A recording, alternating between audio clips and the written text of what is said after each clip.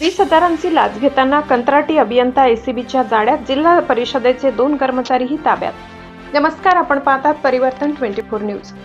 नंदुरबार. अनुसूचित जाती व नवबौद्ध वस्ती विकास योजनेअंतर्गत मंजूर कामाच्या प्रशासकीय मान्यता आदेशाची प्रत देण्यासाठी 20,000 रुपयांची लाच स्वीकारताना शहादा येथील कंत्राटी अभियंत्यास लाचलुचपत प्रतिबंधक विभागाने रंगेहात पकडले.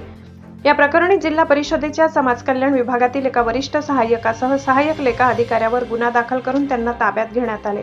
त्यात संशयित म्हणून भूपेंद्र सरचंदराव राठोड वय 31, कंत्राटी अभियंता, पंचायत समिती शहादा, ग्रामीण गृहनिर्माण, रमेश मनसाराम बागुल वय 56, वरिष्ठ सहाय्यक समाज कल्याण विभाग, जिल्हा परिषद नंदुरबार, चंद्रेश जगजीवनदास शहा वय 51, सहाय्यक लेखा अधिकारी, समाज कल्याण विभाग, जिल्हा परिषद नंदुरबार असे आहे. तक्रारदाराने कुकावल तालुका शहादा येथील अनुसूचित जाती व नवबौद्ध वस्तीत पेवर ब्लॉक बसविण्याच्या कामाचा प्रस्ताव जिल्हा परिषदेकडे सादर केला. या कामासाठी 31 ऑक्टोबर रोजी 2 लाख रुपयांचा निधी मंजूर झाला. कामाच्या प्रशासकीय मान्यतेच्या आदेशाची प्रत आरोपी रमेश बागुल यांनी स्वतःकडे न ठेवता ती परस्पर अभियंता भूपेंद्र राठोड यांच्याकडे दिली होती. तक्रारदार जेव्हा 27 एप्रिल रोजी जिल्हा परिषदेत चौकशीसाठी गेले तेव्हा रमेश बागुल यांनी सदर प्रत मिळविण्यासाठी 20,000 रुपयांची मागणी केली आणि ती रक्कम भूपेंद्र राठोड याला देण्यास सांगितले. या मागणीला सहाय्यक लेखा अधिकारी चंद्रेश शहा यांनी प्रोत्साहन दिले.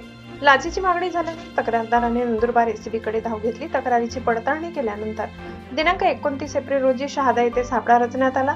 भूपेंद्र राठोड यांनी तक्रारदाराकडून 20,000 रुपयांची लाच स्वीकारताच त्याला रंगेहात पकडण्यात आले. या प्रकरणी तिन्ही आरोपींना ताब्यात घेऊन शहादा पोलीस ठाण्यात भ्रष्टाचार प्रतिबंधक अधिनियमाचे कलम 7 आणि 12 अन्वये गुन्हा नोंदवण्याची प्रक्रिया सुरू करण्यात आली. ही कारवाई नाशिक परिक्षेत्राचे पोलीस अधीक्षक भारत तांगडे, अप्पर पोलीस अधीक्षक माधव रेड्डी, सुनील दोरगे यांच्या मार्गदर्शनाखाली पोलीस उप अधीक्षक प्रशांत भरते, पोलीस निरीक्षक विकास लोढे व त्यांच्या पथकाने यशस्वी केली.